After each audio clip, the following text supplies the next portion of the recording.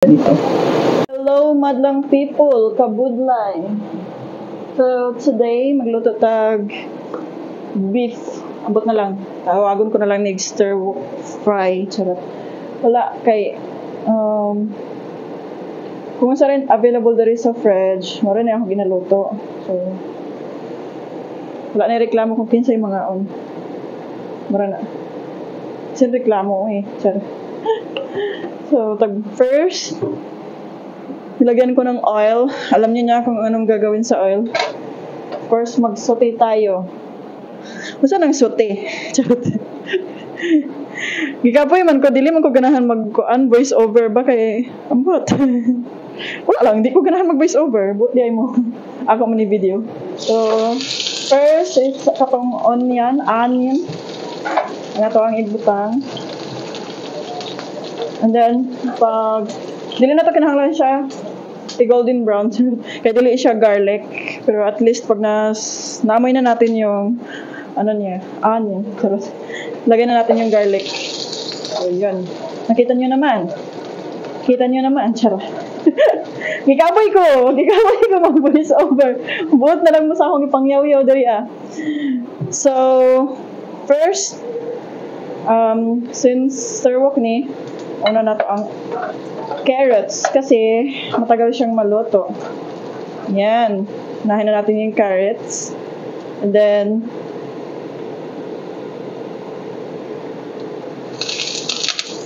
this one. Kajot lang man ni, kay stir wok raman ni. Dali raman ni. So, dili na first time na ako magluto na yun ani. Kay, galuto na ko ani per me. Tungod kay, insa. Mura na per me available na gulay sa fridge. So, balik-balik na dyan ni siya. I think nakulang ko kuan. Nakulangan ko gugma. Or enough na ba? Na. So, next is ating cabbage. Ano na, madali mga balor, kuan na siya. Balor dos. So, kailangan na nato i-stir hangtod. Makita nato na naluto na siya gamay. Magbuot ka mo kung nagtagalog ko or nagbisaya ko. Hayaan nyo na ako magtagalog kasi nakatulog naman ako isang gabi sa Manila. Diba? Bago ako pumunta dito. Nakatulog ako isang gabi sa Manila. Okay. So, since nakita natin na malapit na siyang uminit na or malapit na siyang maluto, half cook lang yan. Hindi yan half cook. Char lang yung half cook na yan. So, add na natin yung tomato. At ito, nang lupad na ang buang. Silas man lagi sa video. Okay. Oh. Okay na to. Yan lang yung kakainan ng natin. Okay, next. Lagay natin to sa bowl. Separate muna natin. Okay, hayaan nyo na lagi ako. Kasi ako man to nagluto. Charot. Ako may nagluto eh. So, pasagdi ko. Kapansin mo, wala na ako gibutangan og seasonings or salt.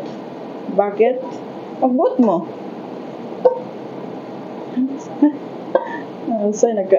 Ayan na, natapo na. So, kaka-video natin yan for the vlog. Go, bye. So, wala na edit sa video. Inani na siya. Next is, lutuin natin yung beef. Next is, preheat ulit natin yung pan. Then, di na natin kailangan linisan pa. Huwag na tayong malinis. Okay, add ulit tayo ng oil. Konti lang. Para hindi tayo magka-pimples. And then, hindi na siya, parang baliktad ata. Hindi na yung crush na garlic yung gagamitin ko. So, yan. Baliktad ata. Dapat ito yung siguro eh. Sorry. Huwag na kayong magbuot. Hindi naman kayo ang nagluto. Charles. Okay. Lagyan natin yung garlic. Then, wait natin hanggang mag-golden brown. Golden brown. Butraw mo. Bye. And then, nakita natin na okay na siya sa buhay niya. Lagay natin yung beef. manipis na pagkahiwa lang to, yung parang pang beef steak. Then, season na yan. So, hindi na natin kailangan pang, lagyan ng kahit ano. Hindi, pwede natin lagyan ito ng asin. Asin lang. Kaunti. Maya-maya. Ayan, hayaan natin yung maluto. Let's add a little bit salt. A little bit. Pinch of salt. Pinch ba? Pinch lang ba yun? Then, black pepper. Yan. Black pepper yan. Tama na yan.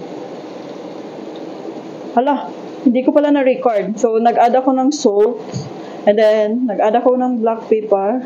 Hindi ko rin na-record yung pagkalagay siguro ng beef. So, no edit video na to. So, ayan na yan. Basta nilagyan ko ng salt. Pinch of salt. And then, black pepper. Ayan na. Mekos-mekos lang yan natin yan. Mekos-mekos. Mekos-mekos lang. Mekos-mekos lang. Mekos-mekos. Yan. So, kailangan natin i-cover para maluto siya. So, nakita nyo naman. Kita nyo naman. Hindi, parang malapit na siyang maluto. So, ang gagawin lang natin is mag-add tayo ng kaunting tubig. Ayan, tubig. Para mas gano'n natin yung pagkaluto niya. Add lang. Kaunti lang. Yarn. Para mas lumambot yung beef. Pero alam ko namang malambot yan. Malambot yan. Ito. Gaya ng puso ko. Alam nyo, pang wife material na talaga ako pero hindi ako inasawa. Yun ba yun? Pang wife material tayo today pero hindi tayo kaasawa-asawa. Bye. Nag-bye ako. Kailangan ko ulit takpan to. Yarn. Takpan natin yarn. Takpan ang maruming budhi. Sarap. So, ayan, malambot na. Kagaya ng bishi ko. So, since malambot na siya, ilagay na natin yung gulay. Gulay, vegetables. Ayan. Lami ni. Lami pa na ako ba? So, gulay na may kaunting beef. Vegetarian tayo today. Hindi naman vegetarian kasi may karne naman. Ayan, mahilig lang talaga ako sa mga gulay. Gulay. So, yan lang. Luto na.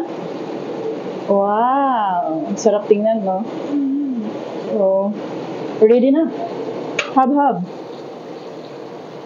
Hi guys, thanks for watching. Steak, sana yung ano ko, yung lulutuin ko. Kaso, tinamad ako. Kaya, yun. Mas nakakapagod pala pag ganito. So, bye. Thank you for watching.